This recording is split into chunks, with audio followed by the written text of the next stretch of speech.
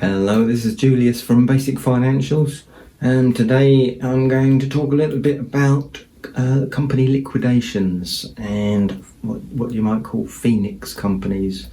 This is something that is a bit unpleasant that has been happening for quite a long time in the business world. You might hear about it in the press and wonder how it happens. So this isn't advice to do anything. It's more advice, just general knowledge, really. So have an idea of what's going on. Sometimes, quite often, small companies may trade, and sometimes it's quite legitimate. They go bust. They haven't managed to do very well, and maybe something like COVID's happened and it's forced them into problems and they have to close their companies. This only applies to companies. So the thing with companies is they're normally limited liability companies.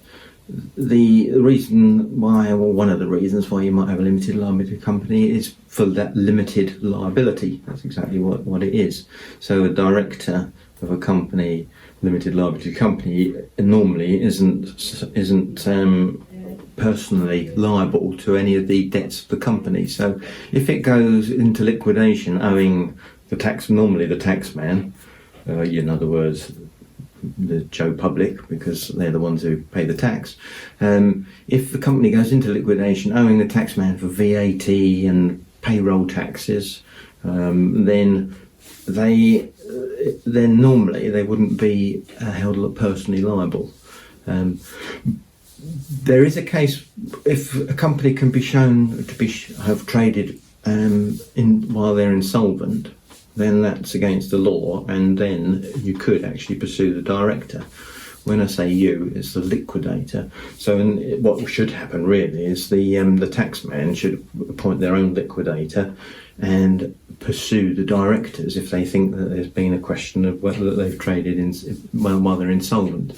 In what seems to happen, for some reason they don't do it. I don't know whether it's because it's too expensive or whether they don't want to stifle what might happen afterwards, i.e. the directors. Well, this is where the phoenix companies come in. What happens is the directors will normally appoint their own liquidator, a friendly, let's say, I shouldn't really say that, but let's say a liquidator that they know will sort of help them out. Not illegally, but they'll do everything they can to help the director, let's say. Have to be careful what I'm saying there, but so the liquidator will work with the director and the company. They will charge their fee. Could be anything from £1,000 to £5,000. They will wind up the company. They'll probably make an arrangement with the director to pay an extra, say, £1,000, depending on what the assets of the company are, so that the director can carry on with the business. They'll probably end up setting up another company and carrying on exactly as they were, leaving behind the debts in their old company. That's what phoenix companies are, and it's very common. Sometimes directors will do this 3, 4, 5 times, you wonder why.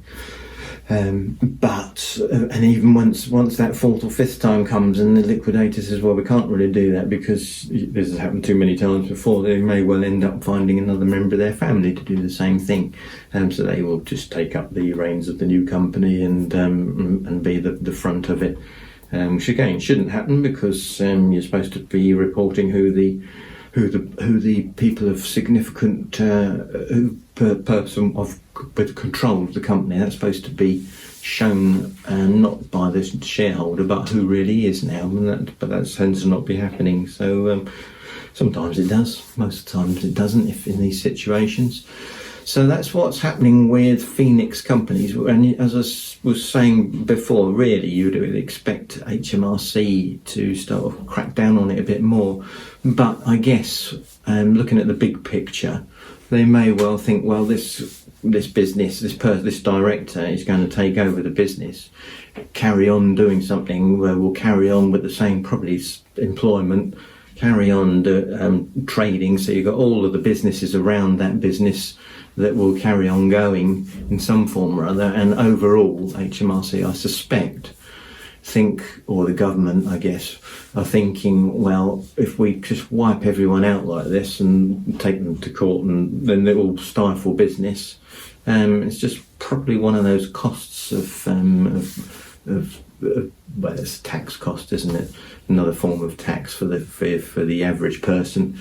But if you look at the big picture, you can see why it might be allowed to continue, and I think that's the way it is. It's allowed to continue because they could easily stamp down on it, I think. But so that if you hear about Phoenix companies, that's what's going on.